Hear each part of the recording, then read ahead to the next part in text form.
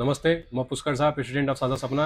आज हामी लिएर आएको छौँ उद्यमी कथाको दोस्रो एपिसोड र यो एपिसोडमा हामीसँग हुनुहुन्छ एक प्रतिभाशाली र क्रिएटिभ युवा अनिश शर्मा, ग्राफिक डिजाइनर र लिड भिजुअल स्टोरी टेलिङमा दमदार पकड बनाउँदै साझा सपनाका ग्राफिक डिजाइनर र साइबर हर एकाडेमीका लिड भिजुअल डिजाइनर गरी काम गरिसक्नु भएको र यतिमा सीमित नभई 12 सकेपछि उहाँले आफ्नै भेन्चर सुरु गर्नुभएको छ जसको नाम छ मिथिला रसोई।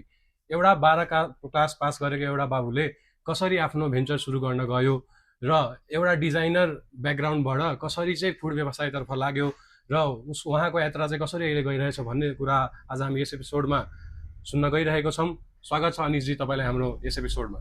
नमस्ते सबैजनालाई। म चाहिँ अनिश शर्मा, करेन्टली 12 पास गरेर म चाहिँ अहिले ब्याचलर्स गर्दैछु र यो सँगसँगै आफ्नो एउटा सानो होम बिजनेस भनौँ मिथिला रसोई जुन चाहिँ म अहिले सञ्चालन गर्दैछु। भनेपछि मिथिला रसोई चाहिँ इ कमर्स बिजनेस तपाईँले त्यसरी नै सुरु गर्नुभयो होला? हजुर हजुर हजुर। मिथिला रसोई नै के हो, यसमा पाउने कुराहरू के हो, त्यो चाहिँ हाम्रो अडियन्सलाई अलिकति भनिदिनु पर्यो अनिशजी।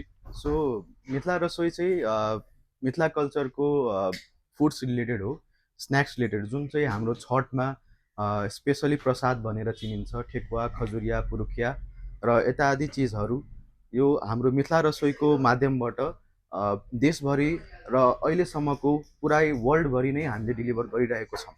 भनेपछि मिथिला रसोईमा पाउने परिकारहरू चाहिँ के होला? लाइक अहिले खासमा हामीसँग जम्मा 6वटा प्रडक्ट्सहरू छन्। हजुर। सबभन्दा पहिले पुरुखिया, खजुरिया र ठेकुवा र अर्को 3वटा प्रडक्ट चाहिँ तिलको लड्डु, चुराको लड्डु र भुजाको लड्डु। अहिलेसम्मको यो हाम्रो टोटल 6वटा प्रडक्ट चाहिँ अहिले गइरहेको छ। भनेपछि मिथिला रसोईमा अहिले हामीले पाउने भनेको यो 6वटा प्रोडक्ट हो जुन चाहिँ मेनली मिथिला ब्याकग्राउन्डबाट आउँछ, जुन हामीले छठको बेलामा खाइने प्रसादहरू हो होइन, जुन हामीले अरू पनि चाडपर्वको बेला खान्छौँ। त्यो चाहिँ अब चाडपर्वमा मात्रै सीमित नभई हामीले वर्षको कुनै पनि महिनाको कुनै पनि दिनमा हजुरबाट अर्डर गर्न सक्छौँ। मजाले। अनिशजीलाई तपाईँलाई स्वागत गर्दै हामी आफ्नो पहिलो प्रश्नतर्फ लागौँ। अहिले चाहिँ ट्रेन्ड हेर्दाखेरि +2 सकेपछि विद्यार्थीहरू भिजा प्रोसेसतिर लाग्छन्, तपाईँ चाहिँ बिजनेसतर्फ लाग्नुभयो, यसको पछाडिको मोटिभ चाहिँ के थियो तपाईँको? सो एक्चुअलीमा भन्दाखेरि म कहिले पनि रेडी नै थिएन बाहिर जानलाई र यसको पछाडि पनि एउटा धेरै ठुलो रिजन छ। जस्तो हामीले क्लास 10मा पढिरहेको एउटा एकदमै राम्रो पोएम छ इङ्ग्लिस बुकमा लेखेको, द रोड नट टेकन। त्यसमा चाहिँ रबर्ट फ्रस्टले एकदमै राम्रो एक्सप्लेन गरेको छ कि सबैले गरिरहेको काम नै तिमीले पनि गर्नुपर्छ भन्ने छैन। आफ्नै पाथ चुज गरेर इफ तिमी सक्षम छौ भने तिमीले आफ्नै एउटा पाथ चुज गरेर त्यसमा जे पनि गर्न सकिन्छ। भनेपछि त्यो पोएमबाट मोटिभेट भएर तपाईँले नेपालमै बसेर आफ्नो बिजनेस चलाउँछु भनेर सोच्नु भएको रहेछ। हजुर। फोमो भन्ने वर्ड हजुरले सुन्नु भएको छ कि छैन? यो जेनजी वर्ड नै हो भन्नुपर्दा, the fear of missing out something somewhere भन्ने खालको मिनिङ चाहिँ दिन्छ। साथीहरू चाहिँ अहिले विदेश गइराख्दा चाहिँ हजुरलाई फिल भयो नि कि म केही मिस गरिरहेको छु भनेर? त्यस्तो एकछिनलाई त भएको थियो, तर दुवै ठाउँलाई कम्पेयर गर्दा रिसर्च गर्दा अब नेपालमा भनिन्छ भने त्यहाँ गएर धेरै कमाइन्छ। सो इन केस त्यस्तो हेर्दा भने यहाँ ठ्याक्कै 12 सकिसकेपछि मान्छे स्टुडेन्ट चाहिँ बाहिर जान्छ। सो उनीहरूले यहाँ केही गर्न खोजेकै छैनन्, ट्राई गरेकै छैनन् भने त्यो चाहिँ मलाई चाहिँ ब्याड डिसिजन लाग्छ। केही नसोचिकन बाहिर गए, यहाँ गर्ने टाइम नै पाएनन्। अनि सो म चाहिँ यहाँ त्यही एक्सपेरिमेन्ट गरिरहेको छु र अहिले भर्खर म मिथिला रसोई मात्रै चलाउँछु भन्ने छैन, अरू पनि केही कुरा रिसर्च गरिरहेको छु, अरू पनि केही कुराहरू मैले खोल्ने सोच राखेको छु र त्यही अनुसारले म आफूलाई प्रिपेयर गरिरहेको छु र त्यो कुरा खासमा मेरो दिमागमा छँदै छैन कि त्यो फोमो आओस् या के होस्। अहिले जस्ट मैले एउटा कुरामा फोकस दिएको छु। +2 पास गरेको छोराले चाहिँ घरमा म अब बिजनेस गर्छु भन्दाखेरि चाहिँ मम्मी बुवाको रियाक्सन चाहिँ कस्तो थियो त्यतिखेर चाहिँ? अब रियाक्सन भन्दा चाहिँ अलिक गहिरो रियाक्सन नै थियो। कुनै पनि प्यारेन्ट्सलाई 12 सकेपछि ठ्याक्कै यस्तो बिजनेस गर्छु भन्ने कुनै पनि प्यारेन्ट्सले चाहनु हुँदैन। अब नेपालकै कन्टेक्स्टमा हेर्नुहुन्छ भने ठ्याक्कै बाहिर जाने सबको प्लान हुन्छ। सो मैले चाहिँ उनीहरूलाई के तरिकाले कन्भिन्स गरेँ भने इफ हामीले अहिलेसम्मको कन्टेक्स्टमा हेऱ्यौँ भने मिथिला थाली त हजुरलाई थाहा छ नि। सो सेफ सन्तोष शाह बाहिर गरेर जानुभयो होइन, अनि उहाँले चाहिँ यस्तो राम्रो सेफको जुन त्यो भ्यालिडिटी पाउनुभयो र त्यही अनुसारले उहाँले नेपालमा आएर मिथिला थाली खोलेर मिथिलाको सामानलाई यस्तो राम्ररी रिप्रेजेन्ट गरिराख्नु भएको छ र त्यही कन्टेक्स्टमा चाहिँ उहाँले यसरी पनि भन्नुभएको थियो मम्मीहरूले कि यो कसले खान्छ भनेर। सो त्यो पनि एउटा कुरा हो कि अब सेफ सन्तोषले मिथिलाको सामानलाई यसरी रिप्रेजेन्ट गर्दा यति राम्रो गइरहेछ भने यो प्रडक्ट किन जाँदैन भन्ने मैले त्यो सोधेँ। अनि त्यही अनुसारले उहाँ कन्भिन्स हुनुभयो र अहिलेसम्मको ग्रोथ हेर्दा पनि उहाँले एकदमै एप्रिसिएट गर्नुभएको छ। ल अब हामी इन्भेस्टमेन्टको कुरातिर लागौँ न त। हजुरले यो मिथिला रसोई सुरु गर्दा चाहिँ फर्स्ट इन्भेस्टमेन्ट चाहिँ कति थियो र त्यो कताबाट आएको थियो? फर्स्ट इन्भेस्टमेन्ट भन्दा चाहिँ खासमा मैले पनि सेभिङ्सहरू गरिरहेको थिएँ र यो प्लानिङ चाहिँ मैले धेरै पहिलेदेखि पनि सोचिरहेको थिएँ, यो गर्छु भनेर, यो बिजनेस गर्छु भनेर। र त्यो सेभिङ्सले गर्दा सुरुमा त हेल्प गर्यो, तर बिस्तारै बिस्तारै फ्यामिली पनि कन्भिन्स हुँदै गर्दा उहाँले पनि थोरै इन्भेस्ट गर्दै गर्नुभयो र त्यसरी चाहिँ अहिलेसम्म चलिरहेछ। त अब चाहिँ राम्रै इन्भेस्टमेन्ट आइरहेछ, त्यही प्रफिट्सहरूलाई मैले राम्रै इन्भेस्ट गरिरहेको छु कम्पनीमा। तपाईँले जुन अहिले यो 6वटा परिकारहरू बेचिरहनु भएको छ भन्नुभयो, त्यो चाहिँ लाइक बनाउने चाहिँ कहाँ हो? तपाईँसँग त्यो बनाउने टिम छ मिथिलाको मान्छेहरूको कि लाइक आफै बनाउनुहुन्छ? अनि साथसाथै जस्तै प्याकेट फुड भन्ने बित्तिकै मान्छेहरूको थटमा आउँछ एक्सपायरी डेट हुन्छ, कति दिनसम्म यो टिक्छ भन्ने कुरा। अर्डर गर्नुभन्दा पहिले सबैले सोच्ने त्यही नै हो। सो त्यो चाहिँ त्यसको बारेमा पनि हाम्रो अडियन्सलाई भनिदिनु पर्यो। सो टिम भन्दा पनि यस्तो छ, तराईतिरकै हुँदा पनि हामीले सानैदेखि हेर्दै आएको छौँ कसरी बनाइन्छ होइन, के प्रोसिजर हो भनेर। अनि मम्मीलाई पनि किचनमा हेल्प गरिन्थ्यो पहिले।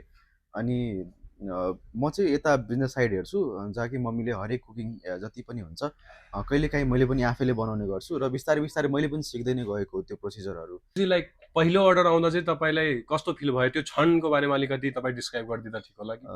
त्यो पहिलो अर्डर भन्दा त म सिनेरियो नै एक्सप्लेन गरिदिन्छु हजुरलाई। म यसरी नै अब साथीहरूसँग क्याफेमा बसिरहेको थिएँ, अनि त्यति बेला त यस्तो हुन्छ नि, ठ्याक्कै कुन म्यासेज आयो भने कति बेला रिप्लाई दिउँ हुन्छ। सो मोबाइल लिएर नै बसिरहेको थिएँ, अनि ठ्याक्कै अर्डर आयो। अनि त्यसपछि त्यो उत्साह नै र जतिको जुन मलाई ह्याप्पी त्यो थियो सिचुएसन, त्यो म हजुरलाई एक्सप्लेन नै गर्न सक्दिनँ। र त्यो अर्डर आइसकेपछि त्यसलाई कति बेला पुर्याम, कति बेला गएर रिभ्यू लिउँ जस्तो भइरहेको थियो मलाई। सो त्यो डेलिभरी पार्टनर हुँदै पनि म आफै गएर त्यो फर्स्ट अर्डर गर्ने मान्छेलाई मैले उहाँलाई डेलिभर गरेँ, अनि रिभ्यू पनि त्यही इन्स्ट्यान्टली लिएँ। तपाईँले पहिलो अर्डर आउँदाको उत्साह र खुसी त भन्नुभयो कि तपाईँ कतिको एक्साइटेड हुनुहुन्थ्यो त्यो चाहिँ। हजुर। मैले चाहिँ यसो हेर्दाखेरि चाहिँ बिजनेसम्यानहरूले जेनरली चाहिँ यो अनलाइन मार्फत चाहिँ आफूले भएको लसहरू चाहिँ भन्न चाहँदैनन् जेनरली। तपाईँले चाहिँ त्यो बारेमा केही भन्न चाहनुहुन्छ कि तपाईँले कुनै त्यस्तो भोग्नु भएको छ लस यो बिजनेस गर्दाखेरि चाहिँ? सो यङ एजमा बिजनेस कुनै पनि स्टार्ट गर्दा सबभन्दा पहिले फिल नै त्यही डर आउने हो कि लस हुन्छ भनेर होइन। र त्यही कारणले मैले अहिले स्मल ब्याचेसमा मात्र बनाइरहेको छु। र इफ इन फ्युचर मैले त्यस्तो लस बेहोरेँ वा इफ त्यस्तो पाएँ कन्डिसन्स भने म अभियसली त्यसलाई कुनै गाइड गर्न चाहन्छु। ग्राफिक डिजाइन ब्याकग्राउन्डले चाहिँ तपाईँलाई यो मिथिला रसोईको ब्रान्डिङमा चाहिँ कतिको हेल्प भइरहेको छ? सो ग्राफिक डिजाइनिङको केसमा भनौँ भने धेरै नै हेल्प गरेको छ मलाई, र मेरो पास्ट वर्कहरू पनि त्यसमा रिप्रेजेन्ट हुन्छ। जस्तै मैले सास सपना र साइबर घरमा पनि धेरै काम गरेको छु। साइबर घरमा गरेको बुक्सहरू पनि अहिले मार्केटमा एभाइलेबल छ, फुल बुक्स नै डिजाइन गरेको थिएँ मैले।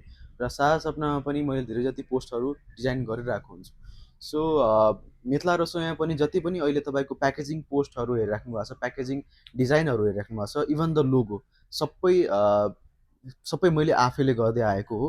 र यही अनुसारले मलाई इफ यो नभएको भए मलाई छुट्टै एजेन्सी राख्नु पर्थ्यो होला कि, र कुनै मान्छे हायर गरिदिनु पर्थ्यो, र त्यसले गर्दा मात्रै मलाई एक्सपेन्स बढ्थ्यो जस्तो लाग्थ्यो। सो यो पर्स्यु गरेको मलाई एकदमै फाइदा भएको छ।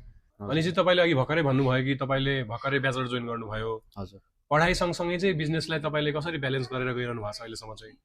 सो मैले कलेज पनि त्यही अनुसारले चुज गरिरहेको छु, जसरी मेरो टाइम फ्लेक्सिबिलिटी एकदमै मिलिरहेछ। सो बिहानको क्लास हुन्छ मेरो, अनि त्यसपछि बाँकीको टाइम म आफ्नो बिजनेसलाई दिन्छु। तपाईँ जस्तै युवाहरू नेपालमा धेरै छन् हजुर। जसले चाहिँ म नि बिजनेस गर्छु भन्ने सोचिरहेको होलान्, तर धेरै फ्याक्टरहरू सोचेर उनीहरूले पहिले नै गिभ अप गरिदिन्छन्। सो तपाईँकै एजको म अब बिजनेस गर्छु भन्ने युवाहरूलाई चाहिँ तपाईँले के रोड म्याप देखाउन चाहनुहुन्छ होला? सो मेरो एजको कुरा गर्दाखेरि मेरो एजको यङ्स्टरहरूले के गर्छन् भने आइडिया त बनाउँछन्, आइडिया आउँछ म बिजनेस गर्न चाहन्छु, त्यो चोइस त हुन्छ, तर क्विट गरिदिन्छन्, गिभअप गरिदिन्छन्। सो त्यो लेभल पार गरिसकेपछि इफ कोही हुनुहुन्छ भने म उहाँहरूलाई एउटा सिम्पल रोड म्याप दिन चाहन्छु, जसरी मैले आफूलाई वर्क गरेँ, आफ्नो ब्रान्डमाथि वर्क गरेँ। सो फर्स्टमा तपाईँले आफ्नो आइडिया र प्रब्लम हेर्नुहोस्। आइडिया र प्रब्लम के छ? आइडियामा जस्तो मेरो कन्टेक्स्टमा मिथिलातिरको प्रोडक्टहरू कहीँ पनि पाइँदैन, र पाइयो भने पनि त्यस्तो खासै तरिकाले सबैतिर एभाइलेबल छैन। र मेरो कन्टेक्स्टमा मैले चाहिँ अल ओभर वर्ल्ड नै डेलिभर गर्ने प्लानमा छु, गोलमा छु। र सेकेन्डमा आयो तपाईँको त्यसमा रिसर्च गर्ने। सो तपाईँको कम्पिटिटर छ कि छैन, र कम्पिटिटर छ भने त्यसले कसरी प्रोडक्टलाई लन्च गरेको छ, के तरिकाले छ भने त्यो कुराहरू रिसर्च गर्ने। अर्को तपाईँको प्रोडक्ट डेभलपमेन्ट, प्रोडक्टलाई कसरी डेभलप गर्ने, अब त्यसमा के क्वालिटी राख्यो भने अझै राम्रो हुन्छ, के इम्प्रुभ गर्नुपर्छ, त्योहरू सबै कुरा रिसर्च गर्ने। नेक्स्ट त्यसलाई सफ्ट लन्च दिनु। स्मल लन्च भयो भने मार्केट हामीले बुझ्नुपर्छ, मार्केटलाई ट्राई गर्नुपर्छ, त्यो टेस्ट गर्नुपर्छ भने कि यो प्रोडक्ट चल्छ कि चल्दैन। सो सफ्ट लन्च, धेरै पनि मास प्रोडक्सन गर्नु पर्दैन, धेरै स्ट्रेस लिनु भएन। र अर्को कुरा तपाईँको ब्रान्ड नेम र ब्रान्डिङ गर्नु पऱ्यो। लोगो, तपाईँको ट्यागलाइन र अरू के हुन्छ भने पोस्टर डिजाइन यताउति हुन्छ, त्यो ब्रान्डिङमा काम गर्नु पऱ्यो। लास्टमा चाहिँ तपाईँले लन्च गरेर अनि त्यसलाई ट्राई गर्नु पऱ्यो, त्यति हो। तपाईँले चाहिँ मिथिला रसोईलाई अबको 5 वर्षमा चाहिँ कहाँ देखिरहनु भएको छ? सो 5 इयर्स त निकै नै लामो पिरियड भयो। त्यस्तो चाहिँ पहिले हामीले चाहिँ प्लान गरेको थियौँ 5 इयर्समा चाहिँ ग्लोबली जाने भनेर। तर लकिली यही मन्थमा हामीले चाहिँ 2-3वटा इन्टरनेसनल अर्डर अलरेडी पुऱ्याइसकेको छौँ र एकदमै राम्रो रिभ्यू पनि आइसकेको छ। सो अबको 1 इयरमा चाहिँ हामीले के प्लान गरेका छौँ भने 1 इयरमा चाहिँ एउटा राम्रो आउटलेट खोलिदिने जो कि फिजिकली एभाइलेबल होस्। अहिले त हामीले अनलाइन मात्र गरिरहेछौँ। सो त्यो आउटलेट खोलिसकेपछि मान्छेले इजिली त्यहाँ गएर भिजिट गरेर र हेल्दिएस्ट ब्रान्ड भनेर चिनोस् र एकदमै राम्रो इन्टरेक्टिभ होस् भनेर त्यो कुरा गरे अहिले लागिसकेका छौँ त्यसमा पनि। धन्यवाद अनिशजी, तपाईँको आफ्नो मिथिला रसोईको यात्रा हामी मार्फत अडियन्सलाई देखाउनको लागि। र म चाहिँ के भन्न चाहन्छु भन्दाखेरि 12 क्लास पढेको एउटा नेपाली युवाले नेपालमै बसेर म विदेश जादिनँ र नेपालमै आफ्नो बिजनेसलाई एउटा ट्राई गर्छु भन्दा त ऊ सक्सेस भइरहेको छ। सुरु गरेकै 3-4 महिनामा उसले इन्टरनेसनल सिपमेन्टसम्म त गर्यो भनेपछि हामीले आफ्नो आइडियालाई चाहिँ आइडियामा सीमित नराखौँ कि उसलाई एकचोटि ट्राई पनि गरौँ। हामीसँगको आइडिया के त भोलि गएर ठुलो ब्रान्डमा बन्न सक्छ। यति भन्दै आजको हाम्रो यो उद्यमी कथाको दोस्रो एपिसोड अन्त्य गर्दछौँ। धन्यवाद।